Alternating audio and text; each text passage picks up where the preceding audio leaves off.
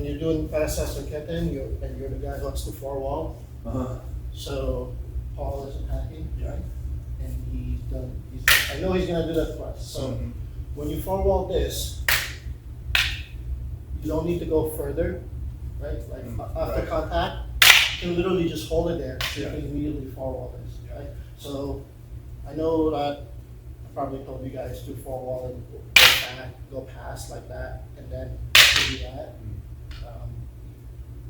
You don't have to always do that. Especially, again, when you're going fast and he's bridging on that slash thrust, Yeah. I really only have enough time to four wall and stop here in the middle.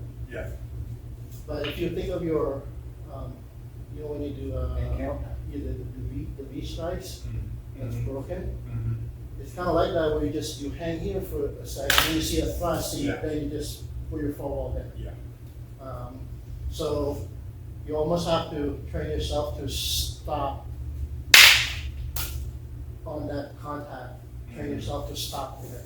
Mhm. And then when you start to think of that thrust, then you just push your four wall that way. Then you just, you're Right. ready to see. Right. And you'll deflect that, so you're right back to same thing here. See? Yeah. Yeah. When he follows through, or the two, and you have to try and match it, and then have to come back all the way Yeah. here. Okay. And he comes back, when he comes in with that two, there. Yeah. Then, see, now he has to knock that out of the way. Right. It's like, if he just simply pushes it, he may not completely avoid getting stabbed in the face, right? So that's why you get to drop your hand Yeah. slightly, and then you use your number two pile a little bit more forceful, right? So after I fall all this, you know I'm gonna come back, boom, then there he goes. Okay.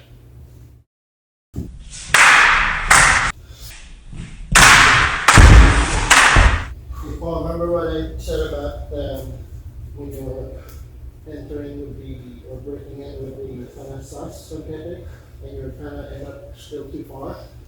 Instead of trying to force, like he's raging out, right? Instead of trying to force yourself to thrust back there behind his weapon, you might not even make contact, right? So I wouldn't try to make contact with the weapon. Go Largo on that hand. And then when you thrust, go Largo thrust on his hand also. Okay. Now he's gonna be forced to, if he doesn't wanna end up just doing this, he's gonna be forced to fall all that. So if I'm chasing him down, then you just range out. See, right there, right? Instead of trying to force that, right? You hit. Yeah. So now you're playing a Yeah. bit more of a largo. If you were able to, if you're able to bridge like you guys have been already doing all day, and you do this, then you can go like that. Right? But if you were bridging a little bit further away, over here, and then decide, oh crap, I already committed this thing coming in too far, then just go for the hand, or aim for the hand. See? Right?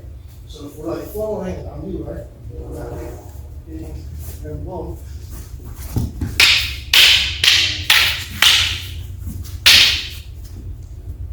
You're still in there. Yeah. Let's see, you're thrusting. He'll execute his forward, but he'll kind of treat it more like a measuring tactic. I mean, clearly, I don't want to get behind that thrust just so that I can do the forward, right? Right. You thrust my hand, I do the forward. See, I'm using this as a visual identifier for how far I'm in. He's thrusting my hand, and as I continue to range out, I'm having this. Again, I'm not trying to hit the tip. Yeah. I'm putting my forward there, because I know, again, we're still doing this drill, right? He's thrusting my hand, that's clearly he's doing a Largo thrust in my hand, versus back here. I know that after this, I'm supposed to come back with a thrust. So when I thrust, then he has to pile, you withdraw, pile. And this might end up like that. Yeah. And he's gonna push, because he's the one who attacked, he's gonna push me back with that. He's gonna keep pressuring on that, and then go back here again. Again, in the initial introduction, you're being forced to quarter, because you have to learn how to quarter. But as you continue playing the game, right? Again, this is how you start. because that's the prescribed drill. Like I said, later on, because you guys are moving around so much now, you're playing with Largo and everything in between now, that when I do my Panastas, when I start Panastas Sungkete and I do my slash thrust, I'm not necessarily, I'm not necessarily always gonna try to do this, right? Make that contact with the weapon, just so I can get the thrust behind. Again, if he's smart, he's gonna range out, so I'm not gonna get that contact probably anyway. You're not just doing the drill because I told you this is the combo. And do it, right? Because things are changing. You are making a conscious decision to make that necessary adjustment.